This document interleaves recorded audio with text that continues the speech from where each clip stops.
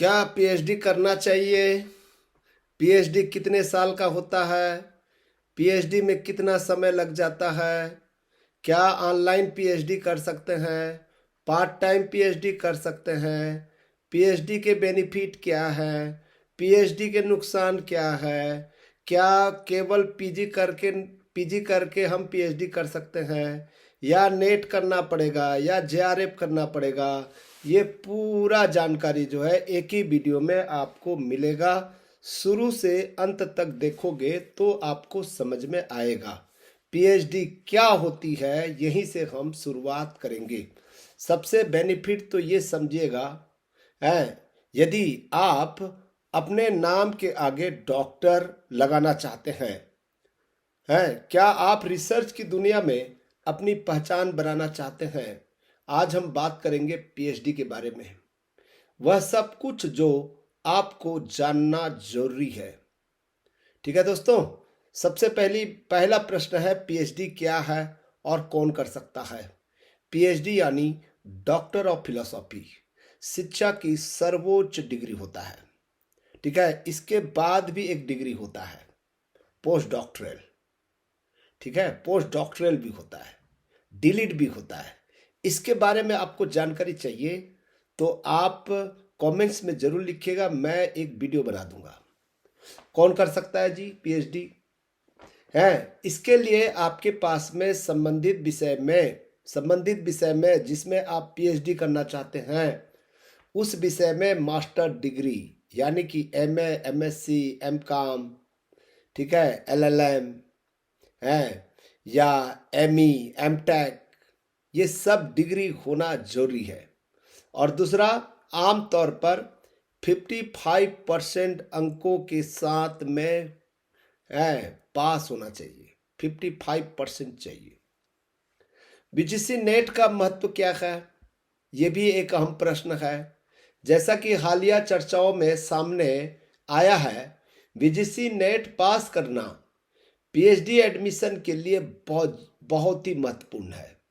अगर आप JRF qualify करते हैं तो आपको सरकार से रिसर्च फेलोशिप मिलेगा, अच्छा खासा, प्रति माह 50,000 से ऊपर।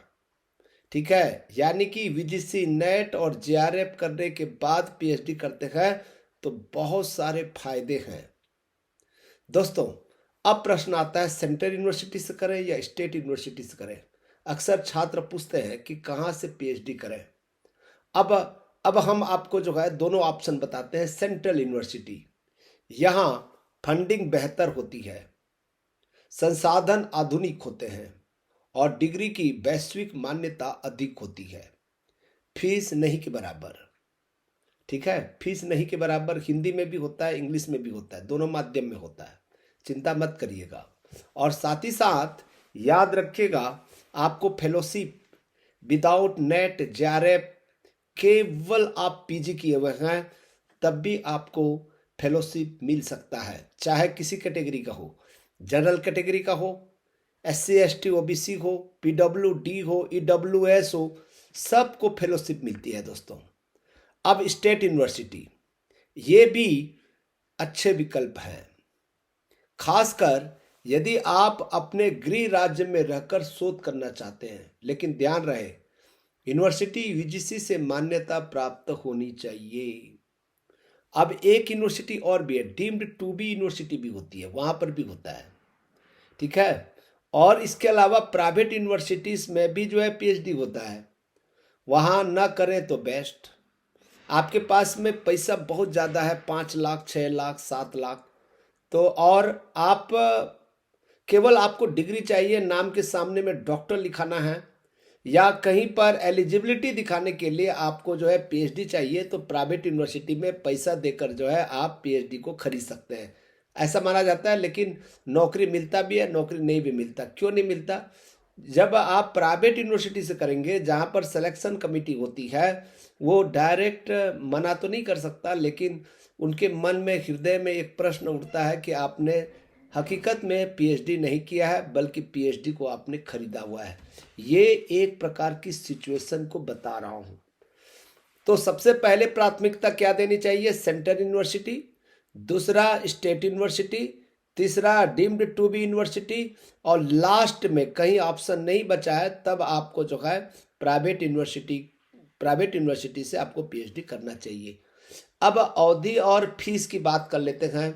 पीएचडी कोई 1-2 साल का कोर्स नहीं है दोस्त, याद रखिएगा, ठीक है। इसमें आमतौर पर मिनिमम 3 साल, अधिकतम 6 साल का समय लगता है, याद रखिएगा, 3 साल से लेकर 6 साल तक। वैसे औसतन देखा जाए तो 4-5 साल लग जाता है। इसमें फीस कितना लगता है?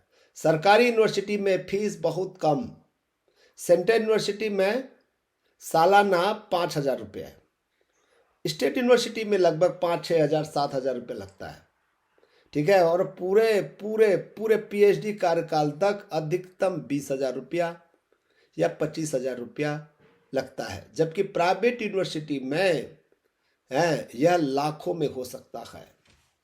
अब प्रश्न आता है दोस्तों, part time, full time, distance mode, ठीक है, ये 3 प्रकार के होता है। पार्ट टाइम कौन करता है? जो टीचर होते हैं, जो प्रोफेसर होते हैं, ठीक है, वो टीचिंग भी करता है, पीएचडी भी करता है, उसको हम पार्ट टाइम कहते हैं। नौकरी करने वालों के लिए पार्ट टाइम पीएचडी का विकल्प होता है, जिसमें आप अपने काम के साथ साथ रिसर्च जारी रख सकते हैं। लेकिन याद रखिए, यूजीसी के नियमों के अनुसार डिस्टेंस मोड से पीएचडी मान्य नहीं है। आपकी रेगुलर या पार्ट टाइम मोड को ही चुनना ठीक रहेगा। पार्ट टाइम भी होता है, इस पर भी एक वीडियो बनाने के लिए कहोगे तो मैं जरूर वीडियो बना दूंगा, कमेंट्स में जरूर लिखिएगा, ठीक है। डिस्टेंस मोड में पीएचडी मान्य नहीं है, ये बात ध्यान रखिएगा। अब यहाँ पर जो है वर्तमान स्थिति के बारे में बात कर रहे हैं। अभी के माहौल में एक छात्र एनटीए से अपना रिजल्ट रिवाइज करने की मांग कर रहे हैं ताकि वे समय पर पीएचडी एडमिशन ले सके। एनटीए ने, याद रखिएगा, आश्वासन दिया हुआ है कि यदि उनकी गलतियां साबित होती है तो रिजल्ट 100% रिवाइज किया जाएगा। जी, जो छात्र पहले ही क्वालिफाई कर चुके हैं उनका रिजल्ट सुरक्षित रहेगा। पीएचडी एक लंबा सफर है दोस्तों, जिसके लिए धैर्य चाहिए होता है। अगर आपके पास शोध के लिए जुनून है तो आज ही अपनी तैयारी शुरू करें। एक चीजें मैं बता दूं, पीएचडी करने के फायदे क्या हैं, नुकसान क्या है। आप केवल पीजी हैं, नेट, जेआरएफ, सेट क्लियर नहीं कर पा रहे हैं तो आपको यदि असिस्टेंट प्रोफेसर बनना है तो पीएचडी करना ही पड़ेगा। पीएचडी के भी उतने ही मान्य है जितना कि नेट और जेआरएफ और सेट का है।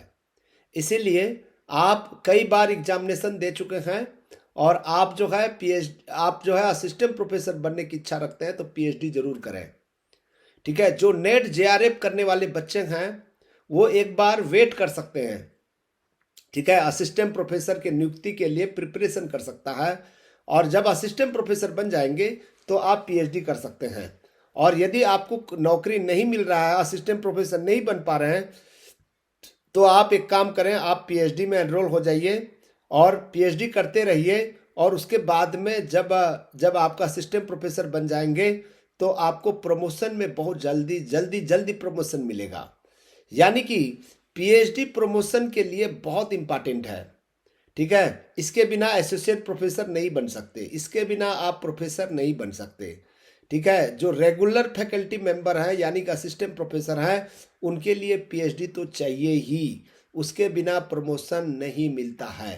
पीएचडी का वैल्यू आज भी है, कल भी था, आज भी है और कल भी रहेगा। यदि आपके मन में कोई प्रश्न हो तो जरूर मुझे कमेंट्स करके पूछ सकते हैं, मैं आपको आपके प्रश्नों का समाधान करूंगा ही, ठीक है। मैं खुद लॉ के प्रोफेसर हूं और साथ ही साथ मैं पीएचडी गाइड भी हूं, वो भी लॉ सब्जेक्ट में। आपके मन में कोई प्रश्न हो तो जरूर पूछिएगा।